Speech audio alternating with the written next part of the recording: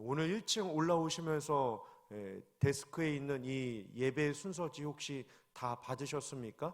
우리가 참 많이 성찬식을 갖게 됩니다.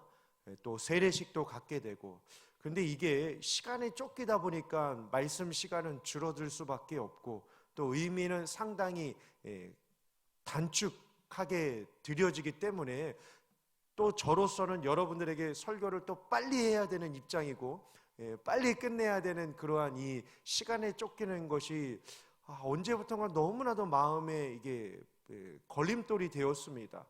어느 것보다 중요한 의미가 바로 이 의미인데, 무엇보다도 예수님께서 제정해 주셨고, 교회가 참 안타까운 것은 이 교회라고 할지라도 이 다양성이 존재하는 그 모습으로 인하여 교회가 교회답지 못하고 성도가 성도답지 못한 그러한 아주 이상한 교회들이 요즘 시대 가운데 더 많이 늘어나는 그러한 모습을 보면서 이 건강한 교회가 추구해야 하는 것, 무엇보다도 이 건강하다라고 하는 것은 예수님께서 말씀을 통하여서 명령해 주셨고, 그 말씀을 받은 제자들이 이 예수님의 이 사명감을 가지고 예수님 오시는 그날까지 이 일들을 기념하면서 지키면서 묵상하면서 살아가야 하는데, 교회 안에 예수님은 온데간데 없이 사라지고, 어떠한 한 사람, 특정한 사람이 주인이 되고, 또 종교 지도자가 신적인 그러한 위치 가운데까지 올라가고, 또 이 하나님으로부터 시작하였지만 하나님이 아닌 성경보다 자기의 권위가 더 높이 올라가 있는 이 카톨릭의 이러한 세대의 모습들이라고 하든지, 이로 인하여서 주어지는 이 공교회의 권위성도 무너지고 말씀에 대한 이 파워도 무너지고 있는 이러한 세태를 바라보면서 말씀을 준비하다가 그러한 고민이 들었습니다. 아예 그냥 이 교회에서 이루어지게 되는 이 두 가지 성례라고 하는 것은 이 성찬과 세례식입니다. 그러니까 오늘 이 나눠드린 그 유임을 제일 위에를 보시면 교회 의식이라고 제가 주제를 한번 정해보았는데요, 교회 의식은 딱 두 가지입니다. 세례와 성찬입니다. 그래서 여러분, 이 건강한 교회라고 하는 것은 이 두 가지 이 주님이 주신 이 사역을 하느냐 안 하느냐에 따라서도 교회가 상당히 많이 걸러질 수 있게 됩니다. 우리가 요즘에 이 주변 가운데 펼쳐져 있는 이 이단 교회들은 뭐 세례뿐만 아니라 이 성찬을 행하지 않기 때문입니다. 그래서 오늘 이 아침에 주어진 시간은 물론 한정적이긴 하지만 그냥 이 나눠드린 이 유인물 가지고서 성경이 무엇이라고 우리에게 말씀하고 있는지 이 아침에 잠시 한번 살펴보기를 원합니다. 무엇보다도 우리가 이 성례를 행하는 이 중요한 이유는요, 이 위에 첫 번째 문단을 보시면 예수님께서 제정해 주신 것입니다.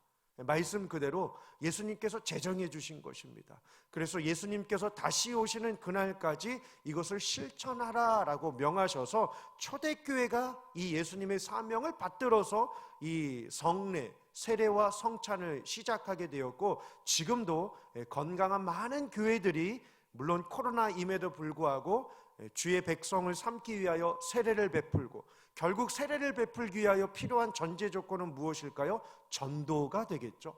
복음을 전하는 사명을 잃지 않게 됩니다. 이에 우리 영화교회도 매주 화요일마다 전도 사역을 하고 있습니다. 뿐만 아니라 여러분들께서도 각 가정과 각 지역과 각 일터에서 예수 그리스도의 마음을 가지고 하나님의 형상을 지닌 사명자의 삶으로 하루하루 최선을 다하여 살고 계시는 그 모습을 하나님은 기뻐하고 계시리라 믿습니다. 이에 성경에 설명된 대로 이 세례라고 하는 것은 한마디로 세례가 뭘까라고 했을 때 딱 이렇게 정리하시면 됩니다. 이 두 번째 줄 보시면 연합이라고 하는 뜻이 있습니다. 연합. 사실 우리는 죄로 인하여 하나님과 단절된 상태였습니다. 그런데 예수님께서 어린 양이 되셨습니다. 어린 양이 되셨다라고 하는 것은 우리의 죄를 대신하여 십자가에 죽으신 모습을 상징하는 뜻이 바로 어린 양 되심이라고 우리는 성경을 통하여서 알 수 있게 됩니다. 그 연합이 되기 위하여 어떠한 일들이 있었습니까? 세 가지 사건이 있었습니다. 두 번째 줄 오른쪽 끝을 보시면 죽음, 그리고 장사, 그리고 부활을 통하여서 우리는 하나님과 연합하게 되었습니다. 그래서 세례를 받는다라고 하는 것은 내가 예수 그리스도로 말미암아 나의 죄가 죽었고, 그리고 내가 새 생명을 얻었고, 내가 천국의 주인이 되었음을 선포하는 것이 세례를 받는 연합의식에 속하게 되는 뜻을 가지고 있습니다. 그래서 초대교회가 실행하였기 때문에 오늘도 우리 영화교회는 이 예식을 행하며 보내고 있습니다. 그러면 간단하게요, 세 가지로요. 왜 세례를 주는가? 그리고 누가 세례를 받아야 하는가? 그리고 뒷페이지를 보시면 세례는 무엇인가? 잠깐 한번 살펴보실까요? 첫 번째입니다. 왜 세례를 줄까요? 이유는 간단합니다. 예수님의 부탁도 아니고 제안도 아니라 명령이기 때문입니다. 마태복음 28장 19절 우리 다 함께 한번 읽어보실까요? 시작. 그러므로 너희는 가서 모든 민족을 제자로 삼아 아버지와 아들과 성령의 이름으로 세례를 베풀고. 아멘. 세 가지 명령이 있습니다. 가서 제자를 삼고 세례를 베풀고 라고 하는 명령이 있습니다. Go, 가서. 제자는 가야 한다는 거죠. 왜 가야 할까요? 제자로 삼기 위하여 가야 한다라는 거죠. 가서 모든 민족을 제자로 삼고. Go, 첫 번째 make disciples라고 해서 제자로 삼으라라고 합니다. 그리고 세 번째 baptize라고 해서 세례를 베풀라라고 예수님께서 명령해 주셨습니다. 두 번째는요, 초대교회가 행했기 때문이죠. 사도행전 2장 38절에서 41절입니다. 대독해 드리겠습니다. 베드로가 이르되 너희가 회개하여 각각 예수 그리스도의 이름으로 세례를 받고 죄사함을 받으라. 회개하여 세례를 받고 죄사함을 받으라. 그리하면 성령의 선물을 받으리니 이 약속은 너희와 너희 자녀와 모든 먼데 사람 곧 주 우리 하나님이 얼마든지 부르시는 자들에게 하신 것이라 하고, 또 여러 말로 확증하며 권하여 이르되 너희가 이 패역한 세대에서 구원을 받으라 하니, 그 말을 받은 사람들은 뭘 받았습니까? 세례를 받음에 이날의 신도의 수가 3,000이나 더하더라. 아멘. 회개의 부흥의 역사가 일어나게 되니까 세례를 통하여서 하나님의 신자가 되기로 이들이 고백하는 이 사역이 여기에서 나오는 것을 보게 됩니다. 초대교회가 행하였습니다. 초대교회 당시 가운데 이들의 고민이 있었습니다. 철학의 시작이라고 보시면 되겠죠. 철학의 발흥, 철학의 시작은 무엇입니까? 사람은 누구인가? 나는 죽으면 어떻게 되는가? 이게 모든 신학을 통하여서 철학자들에게 주어진 고민이었습니다. 나는 누구인가? 나는 죽으면 어떻게 되는가? 그래서 사도행전 2장 41절을 보시면 패역한 세대에서 구원을 받으라, 이게 정말로 심각한 고민이었거든요. 내가 이 땅에 사는 것도 중요하지만 죽음 이후의 삶, 왜요? 보이는 게 전부가 아니기 때문입니다. 그리고 이 땅에서의 삶이 전부가 아니기 때문입니다. 이들에게 필요한 사후 세계가 너무나도 중요했기 때문이죠. 하지만 이것을 뚫을 수 있는 것, 그리고 이것을 해결할 수 있는 방법은 회개하여 죄사함을 받고 세례를 받아 구원의 백성으로 사는 이 사명의 말씀을 초대교회가 마음을 통하여서 이 말씀을 가지고 삶을 구현해내게 됩니다. 두 번째로요, 그러면 누가 세례는 예수님의 명령이었습니다. 초대교회가 행하는 아름다운 신앙의 전통이었다고 한다면, 그러면 두 번째 질문입니다. 누가 세례를 받아야 할까요? 세 부류가 설명이 되고 있습니다. 제자들, 첫 번째 제자들이 받았겠죠. 그 제자들은 예수님을 따르는 자들입니다. 두 번째는요, 그들을 통하여 예수님을 알게 된 신자들입니다.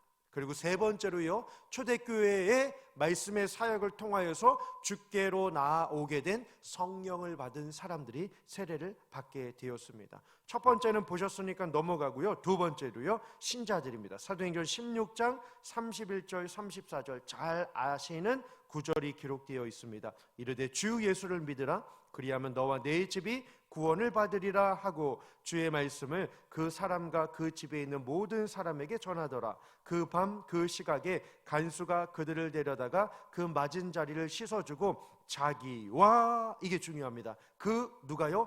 온 가족이, 체크를 해주시면 좋을 것 같습니다. 자기와 그 온 가족이 다 세례를 받은 후 그들을 데리고 자기 집에 올라가서 음식을 차려주고 그와 온 집안이, 이것도 중요하겠죠, 하나님을 믿음으로 크게 기뻐하니라. 아멘. 한마디로 요약해보면 뭘까요? 구원은 개인적인 것입니다. 사명은 하지만 공동체가 함께해야 합니다. 딱 요거 이 정말 중요한 표현이거든요, 여러분. 구원은 개인이 받는 거예요. 우리 집안에 나만 교회 다닌다고 우리 집에 있는 사람들이 다 구원을 받고, 죄송합니다, 우리 집에서 나만 교회를 다닌다고 다 천국에 가는 것은 아닙니다. 한 사람 한 사람이 개별적으로, 개인적으로 예수님을 인격적으로 만나는 역사와 은혜가 있어야 합니다. 구원은 개인적인 것입니다. 우스갯소리 있죠? 나중에 저 죽을 때 아내 치맛자락 붙잡고 가면 되죠. 이건 절대로 구원에 있어서 통하지 않는 방법입니다. 구원은 개인적입니다.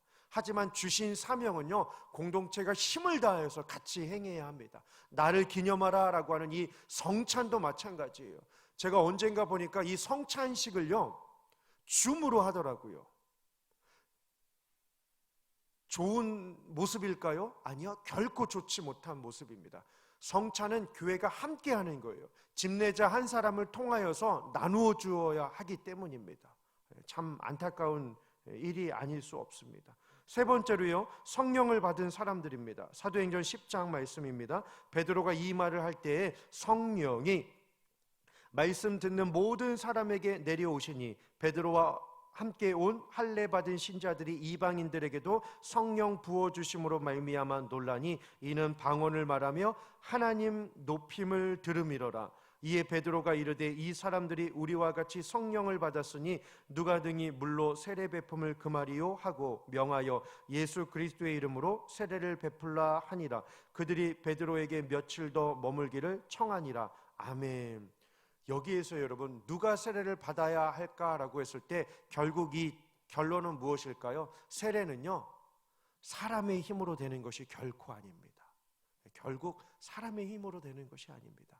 하나님의 은혜로 되는 것입니다. 그래서 이 본문은 다시금 보시면 성령이라고 하잖아요. 베드로가 이 말을 할 때 성령이라고 합니다. 성령이 하시는 일이 무엇일까요? 두 번째 줄 오른쪽 제일 끝에입니다. 하나님 높이게 하는 일을 성령이 하십니다.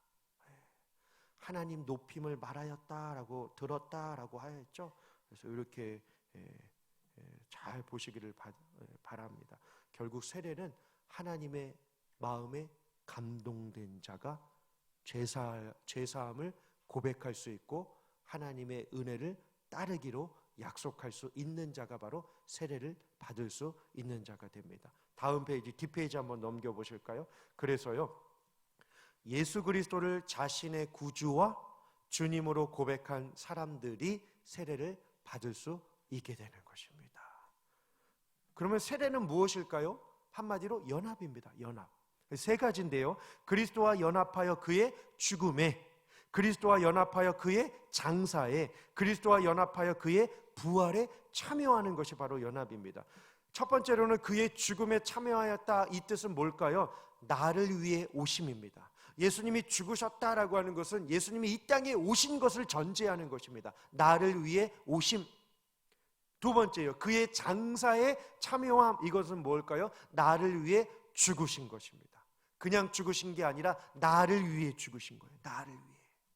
세 번째, 그의 부활에 참여하는 것이 연합 세례라고 하는데, 이 부활은 뭘까요? 나를 다시 살리심입니다. 나를 위해 오심, 나를 위해 죽으심, 나를 다시 살리심.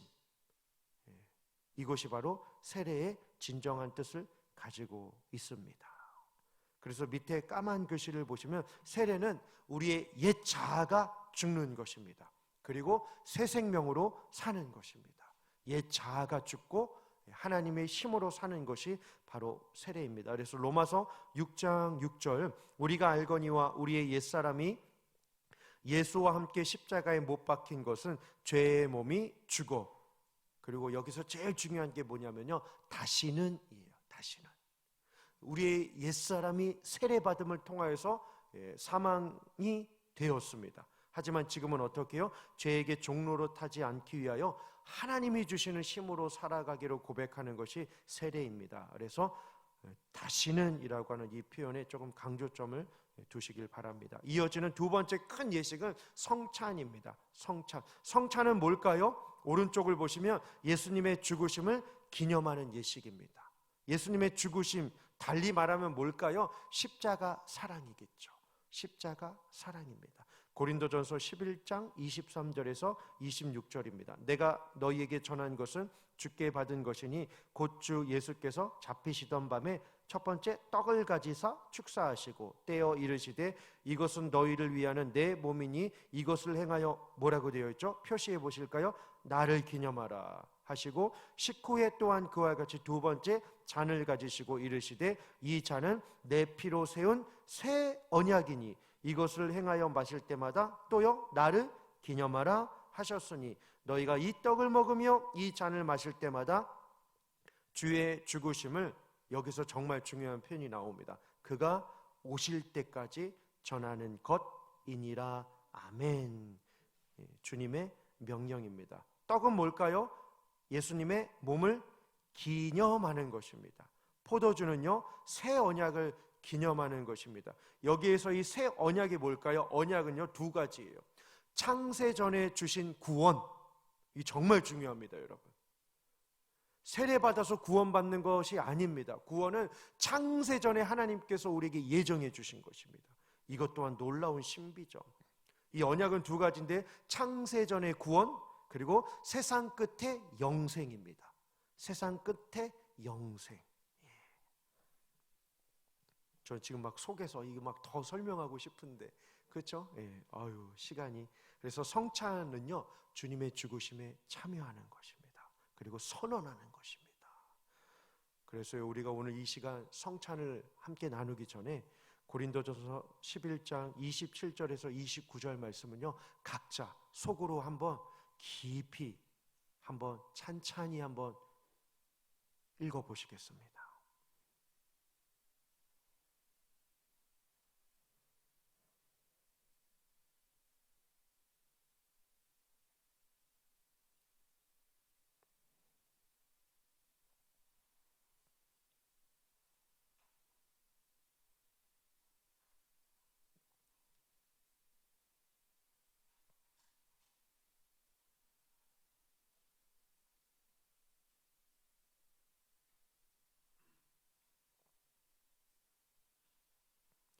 우리는 예수님으로부터 큰 사랑을 받은 자들입니다. 결국 나를 기념하라, 이 뜻은 무엇일까요? 예수님이 자신을 우리에게 주심같이 우리도 예수님을 위하여, 그리고 죽어가는 영혼들을 위하여 살아가야 하는 사명을 지닌 그리스도임을 우리는 잊지 말아야 할 것입니다.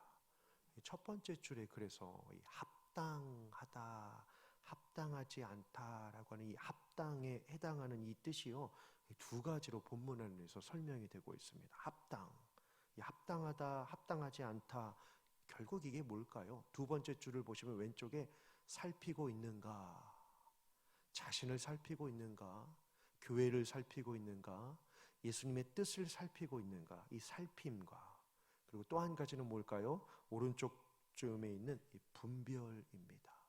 분별. 우리는 큰 구원을 받은 자로서 주신 사명을 잊지 말고 또 지상 명령을 이루어가는 참된 그리스도인으로 끝까지 살아가야 할 것입니다. 이에 부족하고 연약한 우리의 과거의 모습, 사실 지난 성찬 이후로부터 오늘까지의 삶, 그 짧은 기간만 돌이켜 보아도 우리는 참 예수님의 마음을 아프게 했던 일들이 분명 있을 것입니다. 그래서 이 시간 딱 1분만요. 딱 1분만 집중해서 우리 참회의 기도를 드리고 한번 시작해 보시면 어떠실까요? 1분간 집중해서 우리의 죄를 하나님 앞에 실토하며 아내와 남편도 모르는, 자녀에게도 숨기고 있었던, 내 옆에 동료에게도 차마 말할 수 없는 더럽고 추악한 죄. 물론 예수님의 십자가로 우리는 죄사함을 받았지만 예수님이 우리를 보실 때 마음 아파하시는 연약한 죄의 이 쓴뿌리들이 있지 않겠습니까? 간절한 마음으로 주님의 용서와 사랑을 구하시며 1분간 집중하여 우리 함께 죄사함을 위하여 잠시 기도하시겠습니다.